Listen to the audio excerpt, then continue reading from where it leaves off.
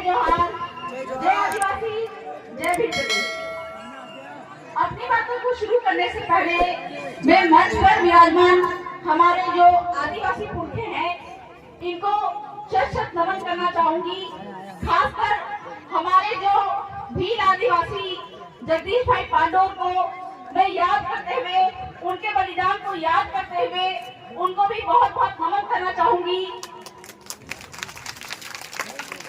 क्योंकि समुदाय के बीच में आदिवासी परिवार के कट्टर वक्ता होने के बाद, कार्यकर्ता होने के बाद उन्होंने जिस तरह का योगदान समुदाय को दिया था और उस समुदाय उनके इस योगदान का नतीजा है कि हमारे इस क्षेत्र में जहाँ पे आज तक कोई भी जन जागरण जैसी चीजें नहीं हुई थी, उदयपुर की बात करें, कुंभलगढ़ की बात करें, तो उनके प्रयासों का नतीजा है, आदिवासी परिवार का नतीजा है कि आज जहाँ पे इतना जन जागरण बढ़ गया है कि आज जहाँ पे सरकारें डर रही है और आदिवासियों का जो भी शोषण कर रहे हैं वो भी आज डर रहे हैं। तो उनको मैं बहुत बहुत जोहार करना चाहूंगी।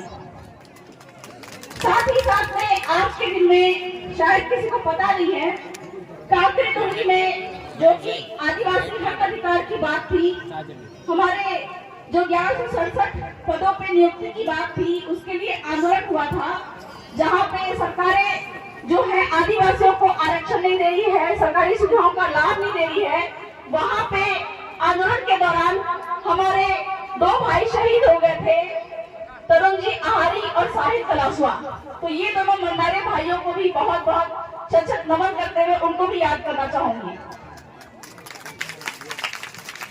भाइयों, यहाँ पे आते के साथ में मुझे मालूम चला कि यहाँ राणा कुंजा जी की धरती पर राणा कुंजा के जो बेटे हैं उनके द्वारा लगाया गया बोर्ड को उखाड़ के फेंक दिया गया और उस बोर्ड को फेंकने के बाद में यहाँ के जो हमारे भील आदिवासियों ने, उनकी संतानों ने दोबारा बोर्ड का निर्माण किया, वहाँ पे लगाया। तो मैं आप लोगों को ये बताना चाहती हूँ कि ये सारे जो हालात पैदा किए जाते हैं कि आदिवासी पुरखों का जो बोर्ड होता है या फिर उनकी मूर्ति होती है वो असामाजिक तत्वों द्वारा क्यों तोड़ा जाता है। एक उदाहरण के तौर पर बताना चाहती हूँ अंडमान निकोबार की घटना का, जहाँ पे वहाँ के आदिवासियों की जमीनें सरकार द्वारा छीनी जा रही थी, कंपनी द्वारा छीनी जा रही थी। तो वहाँ के आदिवासियों को सलाह दिया गया कि हमारे धरती आबा बिरसा मुंडा की मूर्ति वहाँ पे लगा दो। उससे क्या हुआ कि वहाँ के आदिवासियों ने रातों रात वहाँ पे बिरसा मुंडा की मूर्ति को खड़ा कर दिया।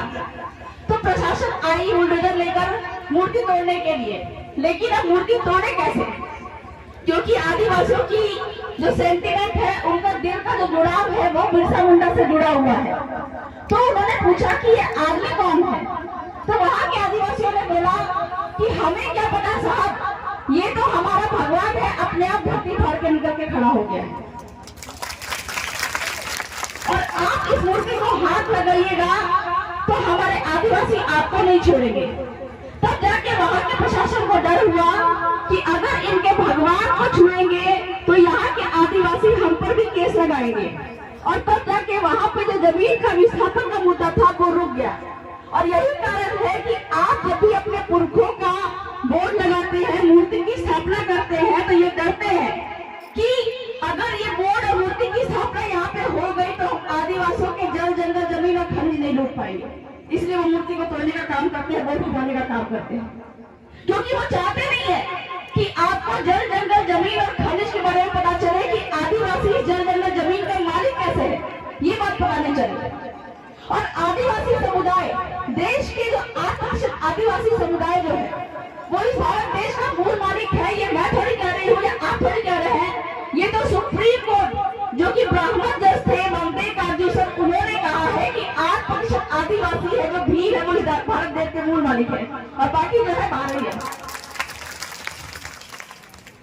तो फिर यहाँ पे आने के साथ में मुझे मालूम चला, जैसा कि सोशल मीडिया के मालूम के जरिए भी मालूम चलता है कि यहाँ पे जंगल जो है इन पे बाहरी तत्वों की नजर लग रही है, पूंजीपतियों की नजर लग रही है। और यहाँ पे बाघ को संरक्षण करने के लिए टाइगर रिजर्व फॉरेस्ट के रूप में यहाँ पे भूमि अधिग्रहण जंगल का अधिग्रहण करने का उन्होंने कहा जाए कि साजिश रचा है और उस बात को संरक्षण करने के नाम पे यहाँ के आदिवासी, यहाँ के एससी और यहाँ के ओबीसी को निकालने का जो प्रोपेगेंडा इन्होंने चलाया वो इसलिए चलाया है। उनको चिंता इस बात की नहीं है कि यहाँ पे बात का संरक्षण हो, उनको यहाँ पे व्यापार दिखता है।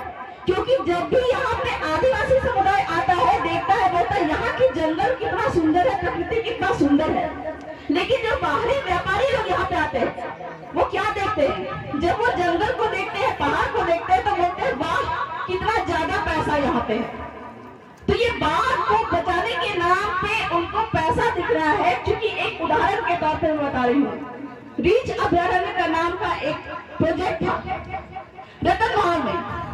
गुजरात के रतन महल में एक आदिवासियों का पहाड़ था, वहाँ पे रीछ अभयारण्य के नाम पे सरकारें जो है, वन विभाग जो है वो जंगल पे कब्जा करना चाह रही थी। तब जाके वहाँ के आदिवासियों को आपत्ति हुआ, क्योंकि रीछ अभयारण्य बना के केवल रीछ का संरक्षण की बात नहीं थी। वहाँ पे उन्होंने क्या किया था कि पूरा का पूरा क्षेत्र को बाउंड्री कर दिया था। बाउंड्री करने के बाद में गेट में एंट्रेंस फीस ले रहे थे, अंदर में टेंट सिटी बना के रखे थे, उसकी कमाई कर रहे थे। वहाँ पर रेस्टोरेंट बना के रखा था, उसकी कमाई कर रहे थे। तब जाके वहाँ के आदिवासियों ने क्या किया, हमारी जो पारंपरिक ग्राम सभा है जिसको कहा जाता है न लोकसभा न विधानसभा, सबसे ऊंची ग्राम सभा, वो वाली ग्राम सभा उन्होंने खड़ी की जो कि पहले से चलती आ रही थी। और उस गांव के कमेटी पटेल ने वहाँ पे जो वन विभाग के लोग बैठे हुए थे उनसे पूछा कि ये जो रीछ अभयारण्य के नाम पे तुम ये पूरा जंगल कब्जा करके बैठे हो, जैसे आपके यहाँ पे टाइगर रिजर्व फॉरेस्ट के नाम पे कब्जा करना चाह रहे हैं। उन्होंने पूछा कि ये जंगल जो तुम बोल रहे हो ये किसके नाम पे? अगर तुम्हारे बाप के नाम पे है तो तुम्हारे बाप का दस्तावेज दिखाओ। तो ये सूचना का अधिकार के अधिनियम, सूचना का अधिकार के अधिनियम के तहत उन्होंने पूछा कि ये जंगल तुम्हारे बाप का है तो बाप का दस्तावेज दिखाओ। तब उन्होंने क्या बताया कि ये जो जंगल है, जैसे आपका यहाँ पर टाइगर रिजर्व फॉरेस्ट है, ठीक है, हमको क्या लगता है किसकी जमीन है? वन विभाग की जमीन है। वहाँ पे रीछ अभयारण्य के लोगों ने पूछा कि ये जो जंगल है ये किसके बाप का है, दस्तावेज दिखाओ। तब मालूम चलता है कि वो जो जंगल है 114 आदिवासियों के नाम पे थी। मतलब हमको क्या लगता है, हम अब ये बात सुन रहे थे जो जमीन सरकारी है वो जमीन हमारी है, लेकिन जब बात आती है ये खाली पड़ी जमीन जो है, चरवाहा जमीन जो है किसकी है, हम क्या बोलते हैं किसकी जमीन है? सरकारी जमीन है। चारागाह की जमीन सरकारी जमीन है, खाली पड़ी जमीन सरकारी जमीन है। यहाँ पे हर व्यक्ति जो बैठा हुआ है उसको जो जमीन मिलती है किससे मिलती है? बाप के बाप के बाप के बाप से मिलती है। पूरे देश भर में आप कहीं भी जाइएगा, आदिवासियों को जो जमीन मिलती है वो बाप के बाप के बाप के बाप से मिलती है। हमारे यहाँ पे लड़कियों को जमीन नहीं समझ देते। क्यों नहीं देते? क्योंकि लड़की कल को गैर आदिवासी के पास में शादी कर ले तो जमीन भी गैर आदिवासी के पास में चली जाएगी। ये सोच के पुरखों ने ये नियम बनाया कि लड़कियों को जमीन में हिस्सा नहीं देना है, इसलिए बाप के बाप का नाम लिखा हुआ होता है। लेकिन आज हम अपनी जमीनें सरकारों को दे रहे हैं, गैर आदिवासियों को दे रहे हैं। तो ये जो खाली पड़ी जमीन हम जो बोलते हैं कि सरकार की जमीन है, तो सरकार की जमीन अगर है तो सरकार के बाप का नाम क्या है? अगर खाली पड़ी जमीन सरकार की जमीन है तो सरकार को बोलिए उसके बाप का नाम दिखाए, कभी नहीं दिखा पाएगी। क्यों? क्योंकि ये जो जमीन है हमारे बाप दादाओं ने बसाया है। और ये खाली पड़ी जमीन सरकार के बाप की क्यों नहीं है? क्योंकि हर 5 साल में सरकार का बाप बदल जाता है। कभी भाजपा की सरकार होती है, कभी कांग्रेस की सरकार होती है, कभी कोई सरकार होती है, तो कोई भी एक बाप नहीं है। और हर व्यक्ति जब पैदा होता है उसका एक ही बाप है। तो जब ये बात आती है कि खाली पड़ी जमीन के बारे में हम बोलते हैं, जो जमीन सरकारी है वो जमीन हमारी है। और आपसे जब पूछा जाए कि ये आप जंगल की बात कर रहे हैं, टाइगर रिजर्व फॉरेस्ट की बात कर रहे हैं, ये जमीन आपकी कैसी है, ये जंगल आपकी कैसी है? और जब वन विभाग यहाँ पे बोलता है, सरकार बोलती है कि ये जंगल हमारा है, आपको उनसे सवाल करना होगा। सूचना का अधिकार के अधिनियम के तहत सवाल करना पड़ेगा क्या कि ये जंगल अगर तुम्हारा है तो तुम्हारे दस्तावेज दिखाओ, कभी नहीं दिखा पाएंगे। पर ये हमारे बाप का है, ये कैसे तय करिएगा आप? मतलब हमको लड़ने का तरीका नहीं मालूम है, हमको बात कैसे करना है ये हमको पता नहीं है। हमको जब बात करनी होती है, अपने हक अधिकार की बात करनी होती है, हम किससे लड़ने जाते हैं? हम लड़ने जाते हैं नेता, मंत्री, सांसद, विधायक के साथ में। गलत बात है। हमको लड़ना किससे है? नेता, मंत्री, सांसद, विधायक से लड़ने जाते हैं, वो आप पे केस लगाते हैं, आपको मारने की साजिश करते हैं। उनसे लड़ने के लिए भी तरीका है। अभी आपका बाप आ रहा है, उसमें भी आपके सांसद विधायक जाएंगे, उसके द्वारा उनसे लड़ना है। आप उनसे नहीं लड़ेंगे। और आपको जब जमीन की बात करनी हो, अपनी जल जंगल जमीन खनिज बचानी हो, तो लड़ाई कैसे लड़ना है? आपको 4 लोगों से बात करना है। मैं आपको बता दूं कि आदिवासियों के सिर्फ और सिर्फ 4 माई बाप है। कौन कौन? राष्ट्रपति, राज्यपाल, राष्ट्रीय अनुसूचित जनजाति आयोग और कलेक्टर महोदय। कलेक्टर महोदय कैसे है? कभी भी नरेंद्र मोदी जी को अगर यहाँ पे जमीन लेनी है, ये जंगल लेना है, वो किसके पास में आएगा? वो कलेक्टर के मार्फत देंगे। क्यों? क्योंकि आपके राजस्थान काश्तकारी अधिनियम में ये बात लिखा हुआ है कि एसटी की जमीन सिर्फ और सिर्फ एसटी को ही बिकेगी। मतलब आदिवासी की जमीन आदिवासी को ही बिकेगी। अगर यहाँ पे गैर आदिवासियों की भी जमीन है, वो भी बिकेगी, तो सिर्फ और सिर्फ आदिवासियों को ही बिकेगी। मतलब एसटी की जमीन जो एसटी को बिकेगी और एससी की जमीन यहाँ पे है, वो भी एससी को ही बिकेगी। और बिना कलेक्टर की पूर्व मंजूरी के कोई भी जमीन यहाँ पे किसी को नहीं बिकेगी। चाहे वो नरेंद्र मोदी की सरकार हो, चाहे वो अशोक गहलोत की सरकार हो, या कोई कंपनी हो, या फिर फॉरेस्ट डिपार्टमेंट हो, जिसको भी जमीन चाहिए वो किसके पास में आएंगे? कलेक्टर महोदय के पास में। और कलेक्टर महोदय को जब जमीन लेनी है तो वो किसके पास में आएंगे? आपके पास में आएंगे। किसके पास में? आदिवासियों की जो ग्राम सभा है, इसके पास में आएंगे। तो बड़ा कौन है? नरेंद्र मोदी की सरकार बड़ी है या आपकी सरकार बड़ी है? आपकी सरकार बड़ी है, आदिवासियों की सरकार बड़ी है।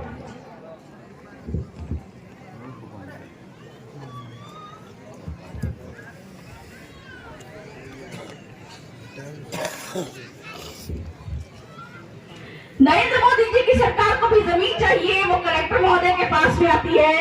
राज्य सरकार को भी जमीन चाहिए, वो कलेक्टर महोदय के पास में आते हैं। और कलेक्टर महोदय को जब जमीन चाहिए तो वो आदिवासियों के ग्राम सभा के पास में आते हैं। तो पावर किसके पास में है? आदिवासी के पास में पावर है। इसी बात को सुप्रीम कोर्ट ने कहा। क्या कहा? न लोकसभा न विधानसभा, सबसे ऊंची ग्राम सभा। कब कहा? आपका नीलगिरी पहाड़ी जो कि उड़ीसा में है, वहां पे ये जजमेंट आया। क्यों आया? ऐसे ही एक पहाड़ था, यहाँ पे इतने सुंदर सुंदर पहाड़ दिख रहे हैं, ठीक है। इस पहाड़ी पे ऐसे ही एक पहाड़ था, वहां पे बॉक्साइट नाम का खनिज था। आपको समझना पड़ेगा कि आपके जल जंगल जमीन खनिज पे सरकार जो है, गैर आदिवासी जो है, वो नजर क्यों डालते हैं? क्योंकि यहाँ पे बहुत पैसा है। इस जमीन के अंदर में बहुत सारे खनिज है। और ये खनिज किसका है? ये सारा खनिज यहाँ जिसकी जमीन है उसका खनिज है। ये बात मैं नहीं कह रही हूँ, ये सबसे बड़ा कोर्ट है, सुप्रीम कोर्ट। उसने कहा R.M. लोढ़ा जजमेंट में, क्या कहा? जिसकी जमीन उसका खनिज। मतलब आदिवासियों की जमीन तो आदिवासियों का खनिज। उड़ीसा में नीलगिरी पहाड़ी पे बॉक्साइट नाम का खनिज था, तो वेदांता कंपनी को उसकी नजर लगी। और नजर लगी तो वहां पे खनन करना वो चाह रहा था। तो वहां के कोर्ट आदिवासियों को दिक्कत हुआ और उन्होंने आपत्ति जताई। क्या बोला? कि यहाँ पे हमारे देवता बसते हैं, क्योंकि आदिवासी समुदाय के जो भी भगवान रहते हैं, देवता रहते हैं, पुरखे रहते हैं, वो इन्हीं पहाड़ों में बसते हैं। वैसे ही गोंड आदिवासियों के जो भगवान थे वो उस पहाड़ में बसते थे। तब जाके उन्होंने सुप्रीम कोर्ट के माध्यम से, वहां पे सुप्रीम कोर्ट को भी इस बात की जानकारी दी, केस डाला।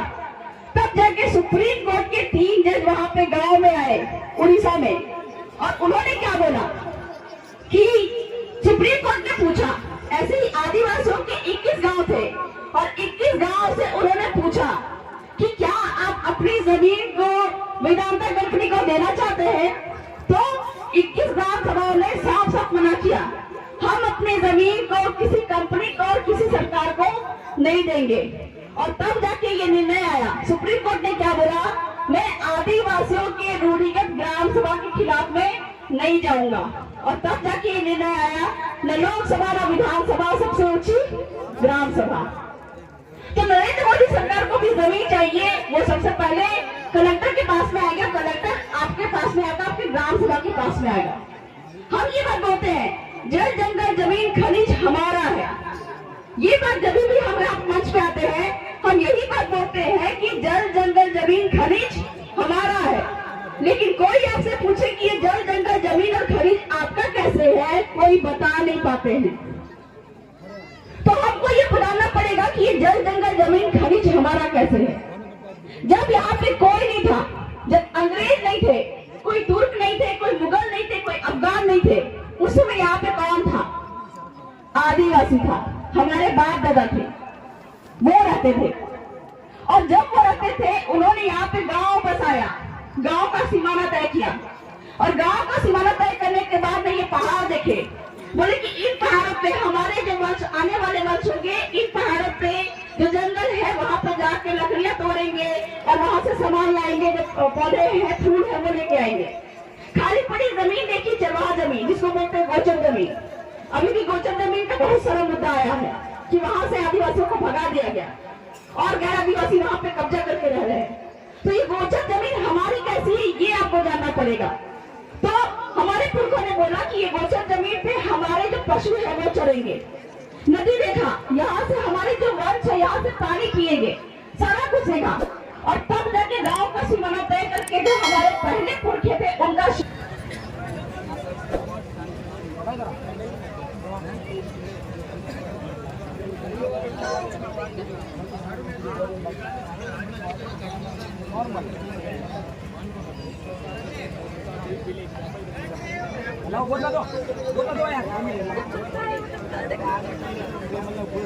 हेलो, हाँ चिंतन शिविर फिलहाल वीडियो बना रहा हूँ करने देगा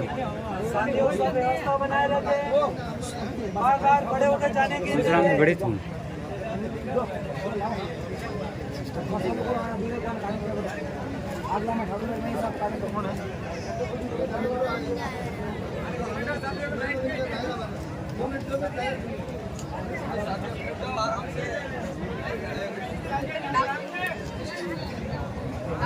मानना पड़ेगा कि जब बीच में जनरेटर और लाइट ने डिस्टर्ब किया, महिलाएं बैठे रही लेकिन पुरुष घूम रहे यहाँ पे।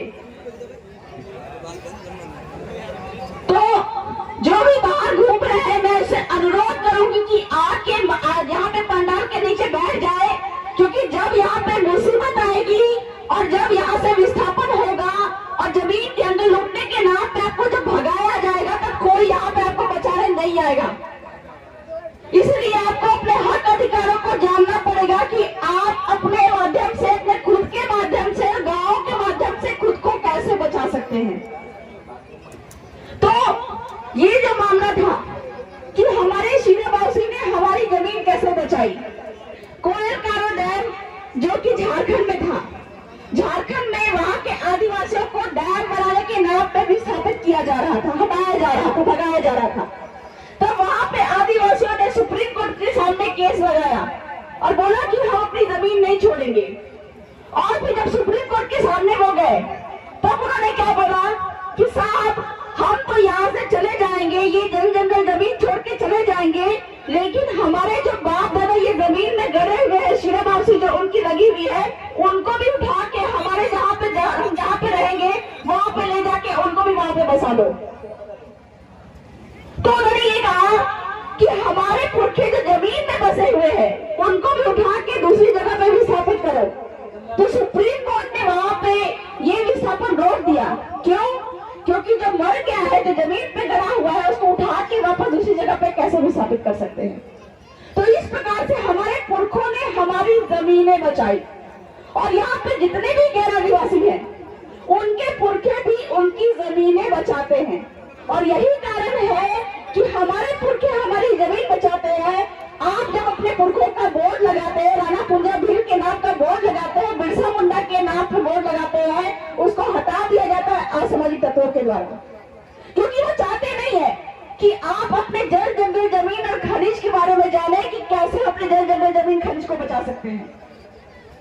तो ये जो बात आई न लोकसभा न विधानसभा, सबसे ऊंचे ग्राम सभा, इसी दौर पे एक छोटा सा उदाहरण देना चाहूंगी। जो आपके यहाँ पे जो प्रोजेक्ट बैठा है टाइगर रिजर्व फॉरेस्ट का, आप जब ये बात पूछते हैं वन विभाग से कि ये जंगल जो आप बोल रहे हैं कि हमारे नाम पे है, आप जब उसका दस्तावेज मांगते हैं तो वो कभी नहीं दिखा पाते हैं कि वो जमीन जो है वो वन विभाग का है। क्यों?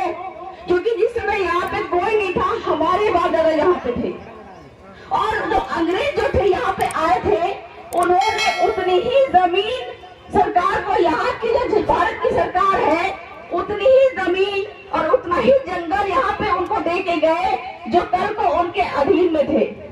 लेकिन हमारे आदिवासी कभी भी अंग्रेजों के गुलाम नहीं थे। आपको अपना इतिहास जानना पड़ेगा। ये फर्जी इतिहास हमको बताना बंद करो। ये जो बोलते हैं कि यहाँ पे राज्य रजवाड़ों का राज था, बिल्कुल गलत बात है। राज्य रजवाड़ों का राज था, लेकिन कहाँ तक? जहाँ तक उनके महल थे वहां तक, और बाकी के सारे क्षेत्रों में वहां पे जहाँ पे आदिवासी रहते थे, और आदिवासी के गांव में जो एससी ओबीसी के लोग रहते थे, वहां पे आदिवासियों के गमेती पटेल का राज था। और यही बात जब हम कागज संविधान में पढ़ते हैं, जितने भी कानून में पढ़ते हैं, तो हमको यही बात मालूम चलती है कि जिसमें राजाओं ने, मेवाड़ के राजाओं ने जब विलय किया था और भारत की सरकार के साथ में विलय करके ये बोला था कि चलो हम अपनी सत्ता आपको दे रहे हैं, उस समय पे ये बात भी उठी थी कि मेवाड़ के जो राजा थे, जो आदिवासियों के राजा थे, राणा कुंजा भील, उनके साथ में उनका कोई करार नहीं हुआ था। इस कारण से ये करार अधूरा रह गया है। और आदिवासी जो थे वो कभी भी अंग्रेजों के गुलाम नहीं थे। इस कारण से जो जल जंगल जमीन की बात सरकारें करते हैं कि जल जंगल जमीन हमारा है, ये उनका नहीं है, ये हमारे बाप का है। क्योंकि जिस समय यहाँ पे कोई नहीं थे, यहाँ पे आदिवासी थे, तो सूचना का अधिकार अधिनियम के तहत आपको पूछना पड़ेगा। यहाँ पे जो टाइगर रिजर्व फॉरेस्ट बन रहा है, अभी अभी वहाँ पे उदयपुर में यूआईटी और यूडीए के नाम पे एक प्रोजेक्ट आ रहा है, जहाँ पे कई सारे गांवों को भगाया जा रहा है, विस्थापित किया जा रहा है। वहाँ के आदिवासियों ने अपने जल जंगल जमीन के जो सुप्रीम कोर्ट की कानून के अधिकार है वो सीखा और जाके कलेक्ट्री में धरना दिया। धरना देने के बाद में उन्होंने सारे गांव में जाके पूछा, मतलब 50 से भी ज्यादा गांव वहाँ पे धरना में बैठे और सारे गांव में बैठ के प्रस्ताव पारित किया। क्या प्रस्ताव पारित किया कि आज सर्वसम्मति से हमारे ग्राम सभा ये निर्णय लेते हैं कि हम अपनी जमीन को किसी प्रोजेक्ट को, किसी सरकार को नहीं देंगे। और जब सुप्रीम कोर्ट ने भी ये कहा है कि न लोकसभा न विधानसभा, सबसे ऊंची ग्राम सभा, और ग्राम सभाओं के निर्णय के खिलाफ हम नहीं जाएंगे, तो कोई भी सरकारें आपकी जमीन जो है बिना ग्राम सभा की अनुमति के नहीं ले सकते। ये बातें मुझे सुनने को आया कि आपके सरपंच जो है वो आप लोगों को दबाते हैं। लेकिन सरपंच महोदय, मैं ये बात आपको साफ साफ कह देना चाहती हूँ कि कानून संविधान को थोड़ा पढ़ के आइए। क्यों? क्योंकि सरपंच के अधीन में जितने भी गांव है, वो गांव जब बैठेंगे और प्रस्ताव पारित करेंगे कि ये टाइगर रिजर्व फॉरेस्ट हम किसी सरकार को देना चाहते हैं या नहीं देना चाहते हैं, अपनी जमीनें देना चाहते हैं, तभी जाके सरपंच महोदय जो है वो सरकार को, कलेक्टर को हाँ बोलेंगे, अन्यथा नहीं बोल सकते। और गलत तरीके से अगर सरपंच महोदय खुद का हस्ताक्षर करके ये जमीनों को अगर सरकार को ट्रांसफर करती है टाइगर रिजर्व फॉरेस्ट बनाने के लिए, तो सरपंच महोदय पे भी कानून संविधान को नहीं मानने के एवज में देशद्रोह का केस लगेगा। मैंने ये बात बताई कि आदिवासियों के सिर्फ 4 माँ बाप है, कलेक्टर, राष्ट्रपति, राज्यपाल और राष्ट्रीय अनुसूचित जनजाति आयोग। कभी भी आपके साथ में कोई अत्याचार होता है। अभी अभी मैंने सुना कि किसी भाई की जमीन लूटने के लिए आदिवासियों ने मारपीट किया उनके साथ में और केस भी लगाया। लेकिन हम क्या है, हम मानसिक गुलामी में जी रहे हैं। मतलब हमको क्या लगता है कि जो चरवाहा जमीन पे या आदिवासी की जमीन पे कोई गैर आदिवासी कब्जा करके बैठ गया है, तो वो जमीन वहां से नहीं, वो जमीन हमको वापस नहीं मिल सकती है। एक छोटा सा उदाहरण देना चाहूंगी। जंगल में एक छोटा सा हाथी पकड़ के लाया गया और उस हाथी को पाला गया। पालने के बाद में उसके पैरों में जंजीर बांधा गया लोहा का। वो बच्चा जो था हाथी का, उसको तोड़ने की बहुत कोशिश करता था, लेकिन वो तोड़ नहीं पाता था। धीरे धीरे करके उसको लगा कि मैं ये जंजीर को तोड़ नहीं पाऊंगा, और फिर धीरे धीरे जो मालिक था वो लोहे की जंजीर को हटा के मोटा सा रस्सी से उसको बांधना शुरू कर दिया। लेकिन हाथी उसको भी तोड़ने की कोशिश करता, छोटा बच्चा, लेकिन उसको तोड़ नहीं पाता। धीरे धीरे वो हाथी बड़ा होता गया, और बड़ा होने के बाद में उसकी इतनी ताकत है कि वो जंजीर को भी तोड़ सकता है, रस्सी को भी तोड़ सकता है। लेकिन आज भी उसके पैर में वो रस्सी बांधा जाता है, लेकिन उसको लगता है कि आज भी ये रस्सी मुझसे नहीं टूटेगा, क्योंकि वो गुलाम नहीं है, वो मानसिक गुलाम है। और यही वाला हाल हमारे साथ में भी है कि जो जमीनें सरकारें ले चुकी है, या तो यहाँ पे टाइगर रिजर्व फॉरेस्ट आएगा, या चरवाहा जमीन पे कोई गैर आदिवासी बस गया है, तो ये जमीन हम वापस नहीं ले पाएंगे। ये हमारी बहुत बड़ी गलतफहमी, हमारी मानसिक गुलामी है। क्यों? क्योंकि दिल्ली के नोएडा में वहां पे जो नगर निगम की जमीन पे 5 करोड़ की बिल्डिंग खड़ी हुई थी, ट्विन टावर, जो लड़के पढ़े लिखे बच्चे उनको मालूम नहीं होगा, उस ट्विन टावर को ये कहते हुए तोड़ा गया, 5 करोड़ की ट्विन टावर को, कि आपने गलत जमीन पे यहाँ पे बिल्डिंग बनाया है, ये बोल के उस जमीन को तोड़ा गया। अगर आपकी जमीन पे और जो सरकारी जमीन के नाम पे जो चरवाहा जमीन पे कोई गैर आदिवासी कब्जा करता है, तो वो वाला कब्जे वाला घर भी उनको तोड़ना पड़ेगा, ये कानून संविधान कहता है। लेकिन हम मानसिक गुलामी में जी रहे हैं। वो चरवाहा जमीन सरकार की नहीं है, वो आदिवासियों के रूढ़िगत ग्राम सभा की है। अगर आपको अपनी जमीन बचाना है तो कैसे बचाइएगा? आपको अपने दस्तावेज पेश करिएगा कि ये जमीन जो है मेरे बाप के बाप के बाप के बाप से मिली है, लेकिन खाली पड़ी जमीन है, चरवाहा जमीन है, नदी है, तालाब है, पहाड़ है, जंगल है, इसको अगर बचाना है तो आपको ग्राम सभा के साथ में वहां पे जाना पड़ेगा। क्योंकि सुप्रीम कोर्ट ने अपने जगपाल सिंह बनाम पंजाब के जजमेंट में ये बात कही। क्या कही? कि खाली पड़ी चरवाहा जमीन पे ग्राम सभा का सामुदायिक अधिकार होता है, और उस खाली पड़ी जमीन पे, चरवाहा जमीन पे कोई गैर आदिवासी कब्जा करके बैठा है, तो आपको कलेक्टर महोदय को नोटिस देना पड़ेगा। क्या नोटिस देना पड़ेगा? हर जगह पे हम लोगों ने दिया है और दिलवाया है, और जहां जहां पे कलेक्टर महोदय को ये नोटिस गया है, कलेक्टर महोदय पसीने पसीने हो गए हैं। क्या बोला है? ग्राम सभा ऐसे बैठती है और ग्राम सभा बोलती है कि हमारे ग्राम सभा को संविधान के अनुच्छेद 13(3) के तहत पावर है, हमारे आदिवासियों को रूढ़ी प्रथा को विधि का बल प्राप्त है, और इस प्रकार से हमारे ग्राम सभा जो है आज ये निर्णय लेती है कि ये जो खाली पड़ी जमीन थी, चरवाहा जमीन थी, ये आदिवासियों की सामुदायिक जमीन थी, जो ग्राम सभा की सामुदायिक जमीन है। इस प्रकार से जगपाल सिंह बनाम पंजाब जजमेंट के अनुसार ये जमीन किसी के नाम की नहीं है, और यहाँ पे जो कब्जा है इसको आप 15 दिन के अंदर में हटवाइए। अगर नहीं हटवाइएगा तो संविधान कानून के उल्लंघन में आप पे देशद्रोह का केस लगाइए, और 15 दिन के अंदर। और इस ज्ञापन को, ये प्रस्ताव को कलेक्टर महोदय को दे के आते हैं। कलेक्टर महोदय भी बाध्य है कानून संविधान को मानने के लिए, वो इस पे कार्रवाई करेंगे ही करेंगे, क्योंकि आपके आदिवासियों की ग्राम सभा को सुप्रीम पावर है। एक कानून है भूमि अधिग्रहण कानून 2013, उसके सेक्शन 41-42 में जो पढ़े लिखे बच्चे हैं वो गूगल पे सर्च करिएगा, उसमें साफ साफ लिखा हुआ है कि 5वीं अनुसूचित क्षेत्र में जमीन ली ही नहीं जा सकती। मतलब हमको क्या लगता है कि यहाँ के कुंभलगढ़ के कुछ क्षेत्र आदिवासी क्षेत्र है, मतलब टीएसपी क्षेत्र है या अनुसूचित क्षेत्र है, और बाकी के क्षेत्र जो है वो सामान्य क्षेत्र है, वहां पे 5वीं अनुसूची लागू नहीं है। लेकिन मैं आपको एक बात क्लियर कर देना चाहती हूँ, अगर आप संविधान का 5वीं अनुसूची पढ़िएगा, उसमें साफ साफ लिखा हुआ है कि 5वीं अनुसूची के प्रावधान न सिर्फ टीएसपी क्षेत्र में लागू होते हैं, बल्कि हर एक आदिवासी पे लागू होते हैं। क्यों? क्योंकि अंडमान निकोबार में वहां पे 5वीं अनुसूची लागू नहीं है, लेकिन वहां पे जारवा आदिवासी रहते हैं, और उन जाड़े आदिवासी के बीच में घटना हुई थी। क्या घटना हुई थी? वहां के लोग काले काले थे और वहां पे एक गोरा बच्चा पैदा हो गया। अब सीधी सी बात है कि गोरा बच्चा पैदा हुआ, अपना खून तो नहीं था। तो वहां के आदिवासियों ने क्या किया, निर्णय लिया, ग्राम सभा बिठाई। और ग्राम सभा बिठाने के बाद में उन्होंने कहा कि ये गोरा बच्चा को हम नहीं रखेंगे, हम इसको मार देंगे। और उन्होंने मार दिया। लेकिन भारत की केंद्र सरकार और राज्य सरकार ने उन पे केस नहीं लगाया। हमको ये लग रहा है कि छोटे से बच्चे को नहीं मारना चाहिए और उस छोटे से बच्चे का मौलिक अधिकार का हनन हुआ, गलत हुआ। लेकिन आप उनकी नजर में सोच के देखिए, वहां के आदिवासी बिल्कुल अलग थलग रहते हैं। उनको ये बात लगी कि गोरा बच्चा हमारा डीएनए नहीं है, हमारा खून नहीं है। कल को यही बड़ा बच्चा जो है धीरे धीरे बड़ा होगा और अपने जैसे लोगों को यहाँ पे बसाएगा और उनको खत्म करेगा। ये सोच के उन्होंने ये निर्णय लिया। तो अंडमान निकोबार में 5वीं अनुसूची लागू नहीं है, लेकिन वहां की रूढ़िगत ग्राम सभाओं के पावर को भारत सरकार को मानना पड़ा। क्यों?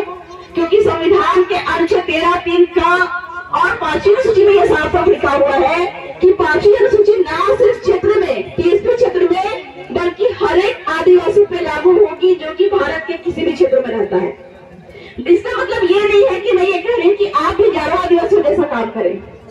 मैं बस आपके आदिवासियों को पावर बताना चाह रही हूँ कि कितना भी बड़ा प्रोजेक्ट हो, चाहे केंद्र सरकार की मोदी सरकार हो या राज्य सरकार हो या फिर कोई भी कंपनी हो, अगर आपकी जमीन लेने चाह रही हो, कोई गैर आदिवासी अगर आपकी जमीन लेना चाह रहा हो, तो आप अपने ग्राम सभा का उपयोग करिए। और वो यूआईटी के नाम पे ग्राम सभा ने इस बात को वहां पे कलेक्टर महोदय को नोटिस दिया। और अभी जितनी भी ग्राम सभाओं को विस्थापित करने की बात थी, वर्तमान में 4 गांव को उन्होंने हटा दिया उस नोटिफिकेशन से, अधिसूचना से। और आने वाले दिन में अगर वहां की सरकार जो है उस पूरे के पूरे अधिसूचना को रद्द नहीं करती है, विस्थापन को नहीं रोकती है, तो आने वाले दिन में कलेक्टर महोदय को भी कोर्ट में खड़ा होना पड़ेगा, जो कि हम लोगों ने किया भी है।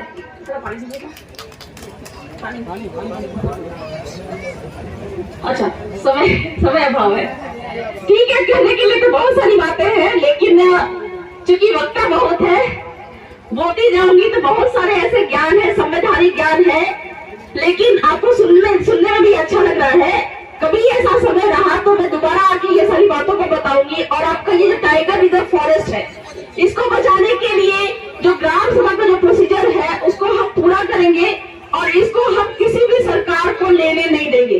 ये हम आज बंद करते हैं।